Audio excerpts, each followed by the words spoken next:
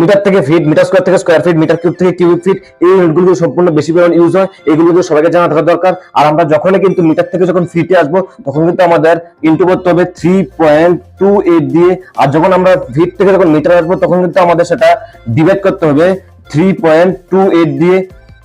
আর আমরা যখন সেম ভাবে যখন আমরা মিটার স্কয়ার থেকে যখন স্কয়ার ফিট আসবো তখন কিন্তু আমাদের সেটা ইনটু করতে হবে 10.764 দিয়ে। আর যখন আমরা স্কয়ার ফিট থেকে যখন মিটারে আসবো তখন সেম ভাবে কিন্তু আমাদের সেটা ডিভাইড করতে হবে 10.764 দিয়ে। আর সেম ভাবে যখন আমরা মিটার কিউব থেকে যখন আমরা কিউবিক ফিটে আসবো তখন কিন্তু আমাদের সেটা মাল্টিপ্লাই করতে হবে 35.3147 দিয়ে।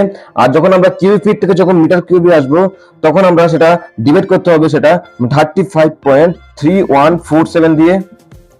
তো এই ভিডিওটা কেমন লেগেছে অবশ্যই বলবেন একটা লাইক করে। আর এরকম ভিডিও রেগুলারলি পেতে হলে টাইমস উইথ সাউথকে এখনই সাবস্ক্রাইব করুন।